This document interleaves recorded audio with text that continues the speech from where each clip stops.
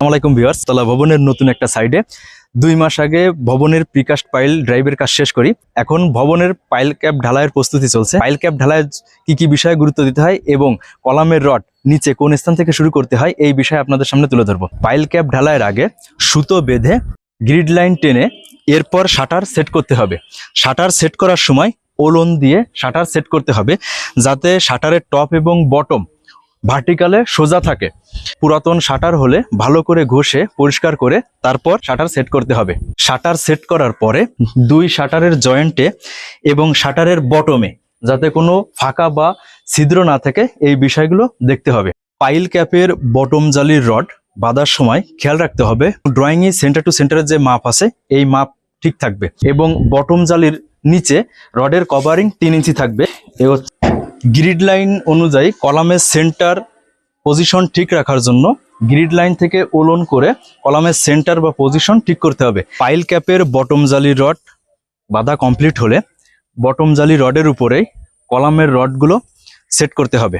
এই ক্ষেত্রে কলামের যে রডের যে মাটাম আছে এই মাটামটা অবশ্যই আমরা আগে চেক করে নেব। ড্রয়িং অনুযায়ী মাটামের মাপ সঠিক আছে। কলামের রড একই স্থানে যাতে ল্যাপিং না পড়ে এর জন্য অল্টারনেট করে একটা বড় এবং একটা ছোট দেওয়া হচ্ছে। গ্রাউন্ড ফ্লোরে কলামের মিডিলে অর্ধেক ল্যাপিং পড়বে, ফার্স্ট ফ্লোরের কলামের মিডিলে বাকি অর্ধেক ল্যাপিং পড়বে।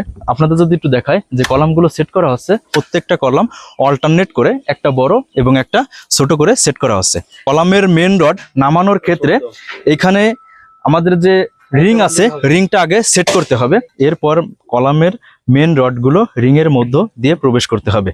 যে পাইল ক্যাপে দাঁড়িয়ে আছে এই কলামের সাইজ হচ্ছে 18 ইঞ্চি বাই 40 ইঞ্চি। কলামের রড সেট করার সময় দেখে নিতে হবে কলামের যে রিং আছে এই রিং এর আউট 2 ইঞ্চি ক্লিয়ার কভার আছে কিনা। এখন যদি আমরা দেখি কলামের রিং এর আউট 36 ইঞ্চি আছে এবং 2 ইঞ্চি কভারিং 2 ইঞ্চি কভারিং। এই পাশে আছে 14 ইঞ্চি, এই পাশে 2 ইঞ্চি কভারিং, ওই পাশে 2 ইঞ্চি কভারিং। কলামের মেন রড বাঁধা হওয়ার পরে কলামের যে রিং আছে পাইল ক্যাপের ভিতরে এই রিংটা ভালো করে বাঁধতে হবে এবং এই রিংয়ের হুক 75 মিলিমিটার অর্থাৎ 3 ইঞ্চি হতে হবে।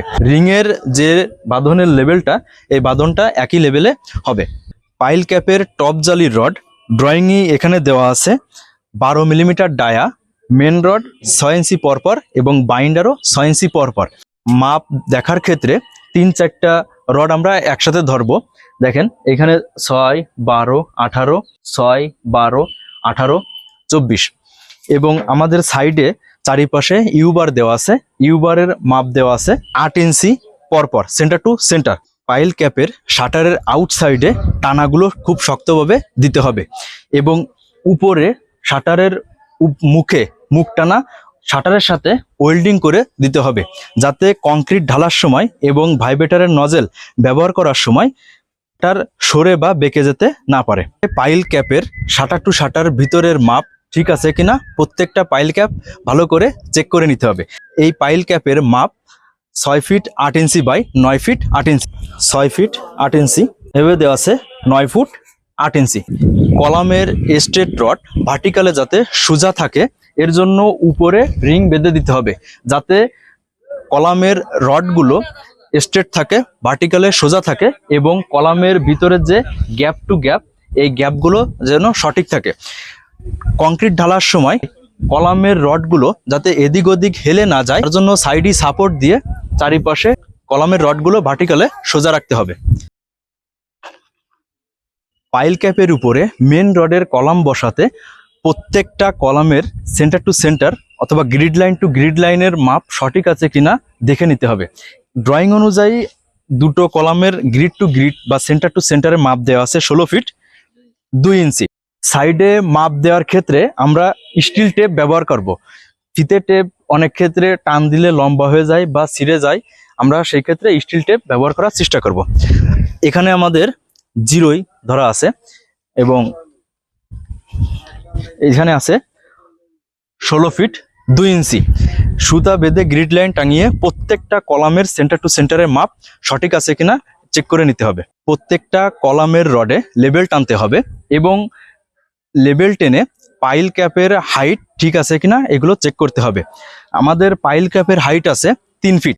আমরা ইজিএল থেকে লেভেল নিছি এবং এই ইজিএল লেভেল থেকে 15 ইঞ্চি ডাউনে পাইল ক্যাপের টপ। এ হচ্ছে আমার ইজিএল লেভেল থেকে 15 ইঞ্চি ডাউনে হচ্ছে পাইল ক্যাপের টপ। এ হচ্ছে জিএল থেকে 15 ইঞ্চি ডাউনে 3 ফিট পাইল ক্যাপের হাইট।